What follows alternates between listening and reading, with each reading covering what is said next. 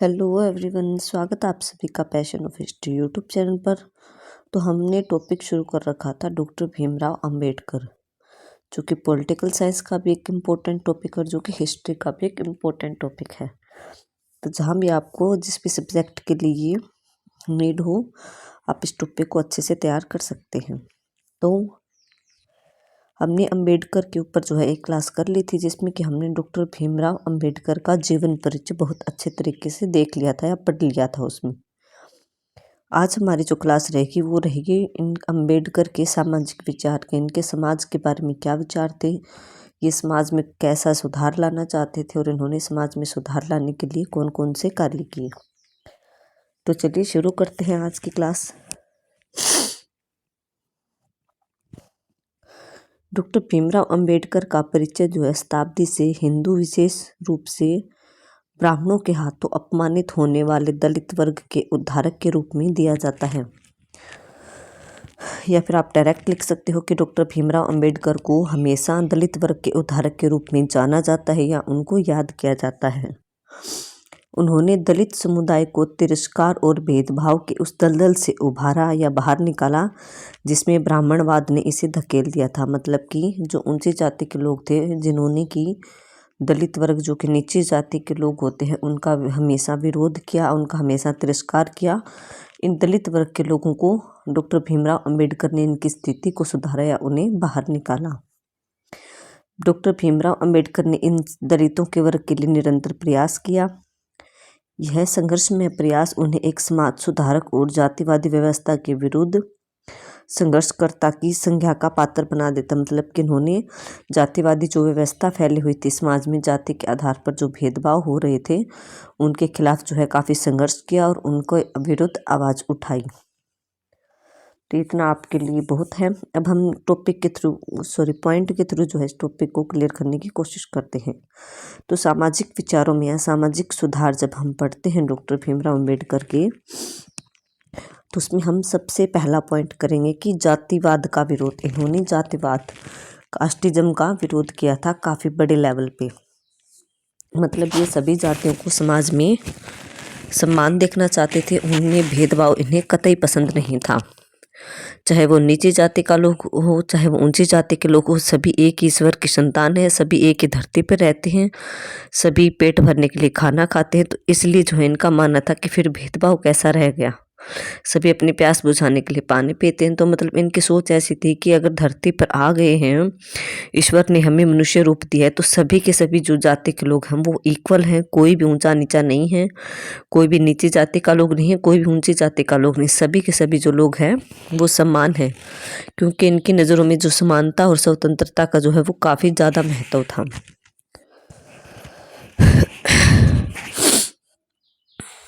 अंबेडकर का मत है कि जातिवाद जो है वो शोषण और असमानता के कारण फैला हुआ है। उनके अनुसार भारत में वर्ण व्यवस्था के कारण ब्राह्मणों का प्रभुत्व इतना बना रहा कि उन्हें अस्पृश्यों के प्रति क्रूरतापूर्ण व्यवहार करने की स्वतंत्रता मिल गई। तो अंबेडकर जी का मानना था कि भारत में, आप इस लाइन को डायरेक्ट शॉर्ट में भी लिख सकते हो कि डॉक्टर भीमराव अंबेडकर का मानना था कि वर्ण व्यवस्था का कारण जो है वो ब्राह्मण है और ब्राह्मणों का प्रभुत्व हमारे समाज में इतना बना हुआ है कि वो अस्पृश्यों के साथ जो है गलत व्यवहार करते हैं। वे अनुभव करते थे, कौन? अंबेडकर जी, की परंपरागत धर्म जो हमारा पुराना धर्म चला हुआ है और जो मनुस्मृति, जो कि एक पुस्तक का नाम है, जो कि हमारा धार्मिक ग्रंथ माना जाता है, जैसे ग्रंथों का विरोध करने से जो है अस्पृश्यतों की स्थिति में सुधार लाया जा सकता है। तो इन्होंने क्यों पुराने धर्म और मनुस्मृति का विरोध किया? क्योंकि जो है ब्राह्मण लोग थे वो इस पुराने धर्म के आधार पर और इस मनुस्मृति पुस्तक के आधार पर जो है अपने लेख लिखते रहते थे, अपने हिसाब से बताते रहते थे धार्मिक लोग, ब्राह्मण लोग, कि हमारे मनुस्मृति पुस्तक में ये लिखा हुआ है कि नीची जाति के लोगों को उन मंदिरों में नहीं जाना चाहिए जहाँ पर ऊंची जाति के लोग प्रवेश करते। तो एक्सेट्रा, मतलब इतनी ऐसी ऐसी बातें पता नहीं लिखी हुई थी कि नहीं, क्योंकि दलित वर्ग को तो ये पुस्तक पढ़ने की जो है अनुमति नहीं थी। उनको तो ब्राह्मण लोग जो बताते थे वे उन्हीं पर यकीन कर लेते थे। तो इसीलिए भीमराव अम्बेडकर ने इस पुस्तक का विरोध किया है कि इस पुस्तक में ऐसा लिखा हुआ है तो ये पुस्तक ही गलत है। और धर्म का भी विरोध किया है कि ऐसा कोई धर्म नहीं है हमारा जिसमें कि जाति के आधार पर भेदभाव के बारे में दिया हुआ हो। इसलिए जो है 29 सितंबर 1927 को मनुस्मृति की प्रतियों, मतलब मनुस्मृति के जो पेजेस थे उनको जो है डॉक्टर भीमराव अंबेडकर ने जला दिया था होली की तरह। जैसे कि होली में अग्नि जलते वैसे जो है इस मनुस्मृति के एक एक पन्ने को किसने जला दिया था, एक कॉपी को किसने, डॉक्टर भीमराव अंबेडकर ने। उनकी इस कृत्य, मतलब उनके इस काम से जो है गांधी जी भी है कहने को बाध्य हो गए कि जो डॉक्टर भीमराव अंबेडकर हैं वो हिंदू धर्म के लिए एक चुनौती, मतलब कि ये हिंदू धर्म का विरोध कर रहे हैं तो ये हिंदू धर्म के लिए एक चुनौती है। वस्तुतः अंबेडकर हिंदू धर्म के विरोधी नहीं थे, लेकिन अंबेडकर जो थे वो मन से हिंदू धर्म का विरोध नहीं करते थे। वो विरोध करते थे तो हिंदू धर्म में फैली हुई कुरीतियों, जाति के आधार पर जो भेदभाव, जो उन पुस्तकों में जो हिंदू धर्म की पुस्तकें हैं जिनमें कि जाति के आधार पर भेदभाव लिखा हुआ है, उनका विरोध करते थे।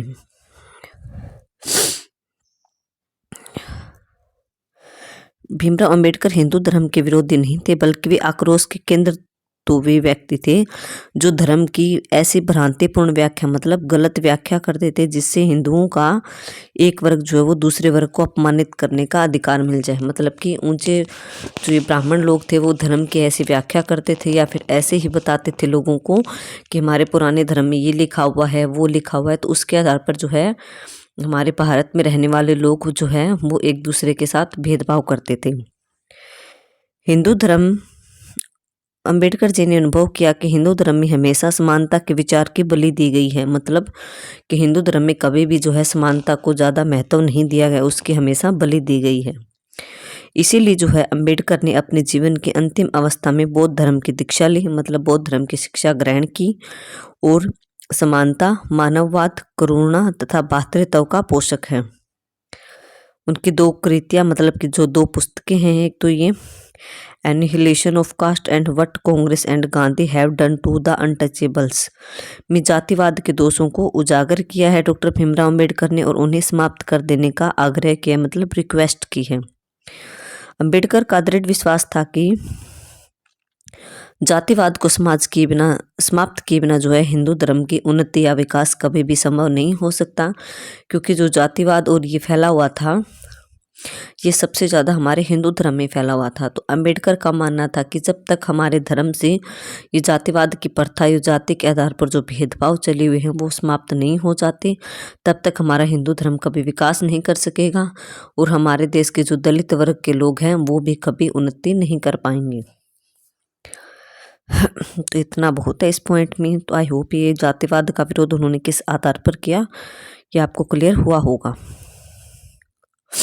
नेक्स्ट है वर्ण व्यवस्था का खंडन किया है भीमराव अंबेडकर ने। अंबेडकर हिंदू समाज में प्रचलित वर्ण व्यवस्था का खंडन करते हैं। वे कहते हैं कि समाज में जन्म के आधार पर व्यक्ति का वर्ण निर्धारित किया जाना चाहिए। निर्धारित किया जाना जो है वो एक बुराई है, मतलब कि हमारे हिंदू धर्म में या हिंदू समाज में क्या था कि जिस व्यक्ति ने जिस जाति में जन्म ले लिया उसी के आधार पर जो उसको जज किया जाता था, चाहे वो नीची जाति का व्यक्ति कितना भी बड़ा काम कर ले, कितना भी नाम कमा ले दुनिया में, लेकिन वो रहेगा नीची जाति का ही। तो इस आधार पर जो है जन्म के आधार पर जो वर्ण व्यवस्था फैली हुई थी उसका उन्होंने विरोध किया। अंबेडकर कहते हैं कि जो ऋग्वेद हमारा वेद है, ऋग्वेद की जो पुस्तक है उसमें अनेक स्थानों पर 3 वर्णों का ही उल्लेख है, क्योंकि पुरुष सूक्त के अलावा कहीं भी शूद्र वर्ण का उल्लेख, शूद्र वर्ण मतलब जो सबसे नीचा वर्ण या सबसे नीची जाति होती है उसका उल्लेख नहीं किया गया है। अंबेडकर की धारणा है कि पुरुष सूक्त में इस बात का उल्लेख बाद में किया गया है और कहा गया है कि पुरुष के पैरों से जो है शूद्रों की उत्पत्ति होती है। जो कि नीची जाति के लोग हैं उनकी उत्पत्ति कहाँ से हुई है, जो ऊंची जाति के पुरुष लोग होते हैं उनसे उत्पत्ति होती है। उनका मानना है कि पुरुष सूक्त को, जो पुरुष सूक्त ये भी एक पुस्तक का ही नाम है, कि पुरुष सूक्त में जो लिखी हुई है उस बातों को ब्राह्मणों ने अपनी स्वार्थ सिद्धि के हिसाब से जो है तोड़ मरोड़ कर जनता के सामने पेश किया है। वे पुरुष सूक्त की चतुर्वर्ण व्यवस्था का अव्यवहारिक एवं भ्रांतिपूर्ण मानते हैं और कहते हैं कि समाज में व्यक्ति का जो स्थान है उसके जन्म के आधार पर नहीं बल्कि उसकी योग्यता और उसके कर्मों के आधार पर तय किया जाना चाहिए। ये ज़रूरी नहीं है कि कोई व्यक्ति जो है वो नीची जाति में उत्पन्न हो गया, उसने समाज के लिए अच्छे काम किए, उसने अपना समाज में नाम कमाया, उसने देश के लिए काम किया, फिर भी उसके साथ जो है भेदभाव होता रहे। अगर उसके कर्म अच्छे हैं तो आप उसको इज्जत दो, सम्मान दो, उसे स्वतंत्रता दो, उसे बोलने की स्वतंत्रता दो, उसे समान समाज में जो है समान स्थिति दो। तो इनका ये मानना था। तो वर्ण व्यवस्था का भी उन्होंने खंडन किया। नेक्स्ट पॉइंट, अस्पृश्यता, जो कि छुआछूत होती है। छुआछूत जैसे कि नीचे जाति के लोगों के हाथ का पानी नहीं पीना, उनके घरों में ना जाना, जिस एरिया में या जिस क्षेत्र में नीचे जाति के लोग रहते हैं उस क्षेत्र में प्रवेश ना करना, इन सब चीज़ों में जो है छुआछूत आता है। अम्बेडकर कहते हैं कि अस्पृश्यता का मूल जाति प्रथा में है। गांधी जी के साप्ताहिक हरिजन के प्रथम अंक को भेजे संदेश में उन्होंने कहा था, हरिजन जो है ये गांधी जी ने समाचार पत्र निकाला था जो कि सप्ताह में एक बार प्रकाशित होता था, इसीलिए जो इसको साप्ताहिक बोला गया है, कि जातिच्युत व्यक्ति जाति प्रथा के ही उपज है। जब तक जाति प्रथा है तब तक जातिच्युत व्यक्ति रहेंगे। इस प्रथा के रहते जाति बहिष्कृत लोगों की मुक्ति जो वो असंभव है। इस प्रथा को नष्ट करने से इनका कल्याण निश्चित है। जो अस्पृश्य कुएं से जल नहीं भर सकते, जिनके लिए मंदिर में प्रवेश मना था, जिन्हें शिक्षा प्राप्ति का अधिकार नहीं था और जो सामाजिक व राजनीतिक दृष्टि से लाभान्वित होने के अधिकार से वंचित थे, उन्हें अंबेडकर से नई दिशा प्राप्त हुई। उन्होंने अस्पृश्यों के उत्थान के लिए 20 जुलाई 1924 को मुंबई में एक सभा की स्थापना की। उस सभा का नाम था बहिष्कृत हितकारिणी सभा। इस संगठन के उद्देश्य का क्या थे, मतलब कि ये सभा या फिर ये संगठन या ग्रुप अंबेडकर ने क्यों बनाया था, इसके उद्देश्य दिए हुए हैं। तो मतलब कि टोटली इसमें अस्पृश्यता का अंत करने के लिए अंबेडकर ने आवाज़ उठाई है और दलित वर्ग के लोगों को इकट्ठा करके एक ग्रुप बनाया। आप ग्रुप बोल सकते हो, सभा बोल सकते हो, या संगठन बोल सकते हो, या समिति बोल सकते हो, एक ही बात है। तो एक ग्रुप बनाया था। इस ग्रुप के उद्देश्य क्या थे कि दलितों को, जो नीची जाति के लोग होते हैं, दलितों को शिक्षित करने के लिए आवासों मतलब विद्यालयों की स्थापना की जाए, एक स्थान की स्थापना की जाए। सांस्कृतिक विकास के लिए वाचनालयों और आध्यात्मिक केंद्रों की स्थापना की जाए, कि जो संस्कृति का हमारा विकास है उसके लिए भी जो है दलितों को जगह प्रोवाइड करवाई जाए। और दलितों के आर्थिक विकास के लिए औद्योगिक और कृषि विश्वविद्यालयों को खोला जाए, जहाँ पर दलितों को उद्योग के बारे में जानकारी दी जाए, उन्हें कृषि के बारे में जानकारी दी जाए कि कैसे कृषि को बढ़ावा दे सकते हैं, इन सब के बारे में जानकारी होनी चाहिए। और अस्पृश्यता उन्मूलन के लिए आंदोलन छेड़ना, कि जो अस्पृश्यता के साथ जो उनका विरोध हो रहा है उसके लिए जो है उनके उन्मूलन, उसके अस्पृश्यता के खात्मे के लिए जो है आंदोलन छेड़ेगा कौन सा, ये ग्रुप जो कि हम पढ़ रहे हैं, बहिष्कृत हितकारिणी सभा।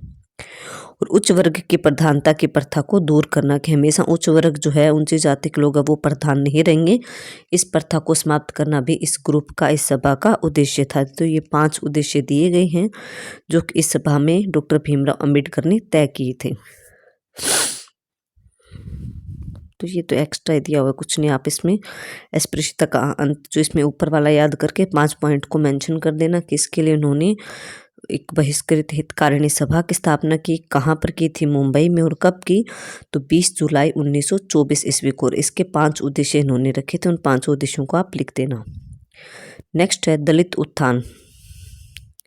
दलितों का कि जो अपलिफ्टमेंट होते हैं, गरीब होते हैं, जो कि बिल्कुल नीचे जाति में आते हैं, उनका उत्थान कैसे किया जाए, इसके बारे में कि दलित वर्ग का दृष्टिकोण प्रस्तुत करने के लिए अंबेडकर ने लंदन में आयोजित प्रथम गोलमेज सम्मेलन में भाग लिया। कि जो है अंग्रेजी सरकार के साथ 3 गोलमेज सम्मेलन होते हैं भारत देश के। तो 3 गोलमेज सम्मेलन में जो है प्रथम गोलमेज सम्मेलन में भारत का कोई भी व्यक्ति, मतलब जो कांग्रेस थी उस कांग्रेस पार्टी से कोई भी व्यक्ति भाग लेने के लिए नहीं गया, लेकिन भीमराव अंबेडकर गए थे उस सम्मेलन में, क्योंकि इन्हें अपनी मांगों को ब्रिटिश सरकार के सामने रखना था। तो वहाँ जब वो गए इस गोलमेज सम्मेलन में, इस मीटिंग में, तो वहाँ पर उन्होंने जो है दलित वर्ग के लिए समान अधिकारों की मांग की, भेदभाव पूर्ण व्यवहारों से बचने के लिए उचित उपाय मांगे सरकार से, अंग्रेजों से कि हमें कोई उपाय बताइए।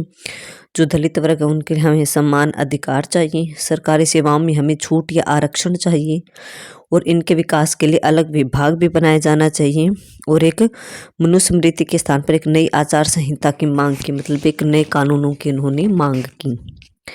इससे यह प्रमाणित होता है कि वे सच्चे अर्थ में दलितों के मसीहा थे। कौन? Doctor Bhimrao Ambedkar. One liner में बहुत बार पूछा जाता है कि दलितों के मसीहा के नाम से किन्हें जाना जाता है, तो डॉक्टर भीमराव अंबेडकर को। अंबेडकर ऐसे समाज सुधारक थे जिन्होंने हिंदू समाज की गहरी जातिवादी सामाजिक संरचना को हिला देने का कार्य किया। गांधी जी द्वारा अस्पृश्यों को हरिजन की संज्ञा देना, अनुसूचित वर्ग को राष्ट्रीय राजनीति में लाने के लिए अनुसूचित जाति संघ की स्थापना करना, संविधान के मसौदे में इनके अधिकारों को सुरक्षित रखने का प्रावधान रखना, संविधान द्वारा भारत में अस्पृश्यता को प्रतिबंधित बैन किया जाना आदि ऐसे महत्वपूर्ण कार्य हैं जो शोषित या फिर दलित लोगों को निजात दिला सकते हैं, इनको छुटकारा दिला सकते हैं। अंत में संविधान में 16 ऐसे अनुच्छेदों को शामिल किया डॉक्टर भीमराव अंबेडकर ने जो दलित वर्ग की प्रत्यक्ष राजनीतिक भागीदारी सुनिश्चित करते हैं। उनका उल्लेखनीय कार्य है, मतलब कि डॉक्टर भीमराव अंबेडकर के कार्य बताए गए हैं जो कि उन्होंने दलितों के वर्ग के लिए किए थे। दलितों के उत्थान के लिए जो कार्य किए उनका इन्होंने इस पॉइंट में दिया हुआ है। नेक्स्ट, धर्म परिवर्तन के संबंध में विचार के धर्म परिवर्तन के बारे में इनके क्या विचार थे अम्बेडकर के। अम्बेडकर यह मानते थे कि हिंदू धर्म में जो है दलितों के साथ ज़्यादा भेदभाव किया जाता है। इसलिए अम्बेडकर ने कहा कि जब तक जो दलित लोग हैं, दलित वर्ग के या दलित जाति के जो लोग हैं वो हिंदू धर्म में रहेंगे, तब तक ये जो है सम्मानपूर्ण जीवन व्यतीत नहीं कर पाएंगे। इसलिए जो है अम्बेडकर ने दलितों के लिए धर्म परिवर्तन की बात सोची। वे यह देख चुके थे कि जिन दलितों ने सिख या ईसाई धर्म अपना लिए हैं उनका भी धर्म परिवर्तन के बाद जो उनको भी अन्य धर्मों में भी सम्मान स्थान नहीं मिला।